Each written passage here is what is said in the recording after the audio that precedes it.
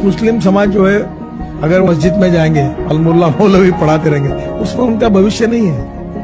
वो 10 बार नमाज पढ़े, भक्ति करे, उसमें तो नहीं। पर वो अगर कंप्यूटर सीखेंगे, इंजीनियरिंग सीखेंगे, डॉक्टर बनेंगे, IAS ऑफिसर बनेंगे, तो उसमें उनका भविष्य है वर्ल्ड में। अस्सलाम वालेकुम। अभी आपने इन साहब की बयान में आपने सुना कि ये कह रहे हैं कि अगर आपकी भविष्य बनानी है तो आप मौलवियों के पास ना जाएं। मौलवियों के पास जाने से ये होगा, ये होगा, ये होगा। बल्कि हम एक बात बड़े दावे के साथ मुख्तसर अंदाज में ये कहते हैं कि हम मौलवियों के पास इसलिए जाते हैं ताकि हमारी दुनिया भी अच्छी बने और आखिरत भी हमारी अच्छी बने। इसलिए हर मुसलमान इस बात को जानता है कि दुनिया बेहतर से बेहतर बना लेना ये कोई अक्लमंदी की बात नहीं है, बल्कि दुनिया के साथ साथ आखिरत का बना लेना ये अक्लमंदी की बात है। और भविष्य और कामयाबी हम उसी को समझते हैं जो अल्लाह ताला ने कुरान करीम में साफ साफ लफ्ज़ों में फरमा दिया बस। और उसके अलावा हम कुछ नहीं जानते कि अल्लाह ने कुरान में क्या कामयाबी को, कौन सी कामयाबी को बेहतरीन कामयाबी कही है। कि ज़ालिकल फौज़ुल कबीर ये लफ्ज़ कहाँ आया है? ये वहीं आया है जहाँ अल्लाह ने कहा कि जो लोग ईमान लाते हैं और अच्छे अमाल करते हैं उनके लिए ऐसी जन्नतें जिसके नीचे से नहरें जारी होंगी। और ज़ालिकल फौज़ुल कबीर, और यही बड़ी कामयाबी है। इसका क्या मतलब है कि जो लोग ईमान ले आए और अच्छे अमाल करते रहे, जो डॉक्टर हैं और अच्छे से डॉक्टरी करें, नाजायज़ पैसा और नाजायज़ किसी को परेशान ना करे, यही असल कामयाबी है। और ये बात इंसानियत का सही दर्स आपको मौलवी के अलावा और कोई नहीं सिखा सकता। डॉक्टरों में तो सिर्फ और सिर्फ नस काटने का तरीका बताया जाता है।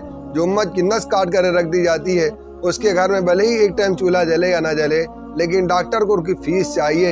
ये मौलवी हजरात जो इंसानियत का दर्जा पढ़ाते हैं और लोगों को सिखाते हैं, अगर आप मौलवियों से दूर हो जाएंगे, आप मुसलमान तो मुसलमान, आप इंसान भी नहीं रह सकेंगे।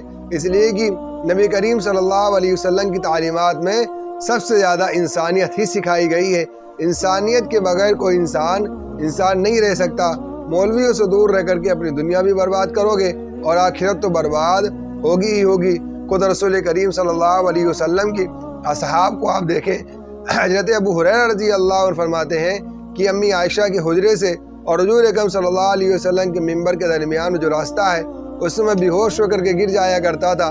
मुझ पर भूख की वजह से गश तारी हो जाता था, मैं चक्कर खाकर गिर जाता था। लोग ये समझते थे कि मेरे ऊपर मिर्गी का दौरा पड़ा है। लोग आकर के अपने जूता को सुंघाते, चप्पल सुंघाते, लेकिन हालांकि मुझे मिर्गी का दौरा नहीं पड़ा होता था, बल्कि मुझे भूख ने मार रखा था।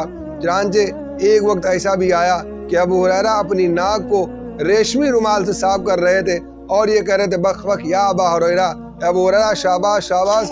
एक वक्त तो वो था जो तुम भूख की वजह से बेहोश हो जाते थे, और आज ये दौर आया जो तुम रेशमी रुमाल से अपने नाक को साफ कर रहे थे। ये किस वजह से हुआ था मेरे अजीजों? ये हुजूर अकरम सल्लल्लाहु अलैहि वसल्लम की सुन्नत पर अमल करने से और कुरान करीम के मजबूती के साथ पकड़ने से ये मामला हुआ था।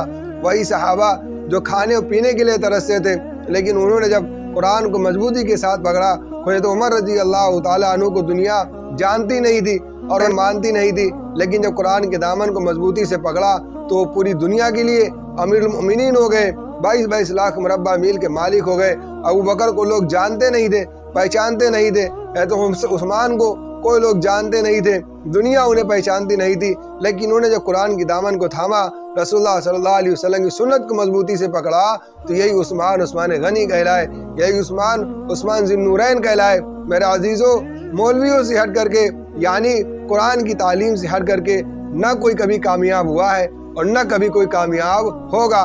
यही हमारा अकीदा है, वही हमारा ईमान है। कामयाबी वही कामयाबी है जो दुनिया में भी आप कामयाब हो जाएं और बरज़ख वाली ज़िंदगी में भी आप कामयाब हो जाएं, वरना आपके लिए दुनिया एक सपने का घर है। इसके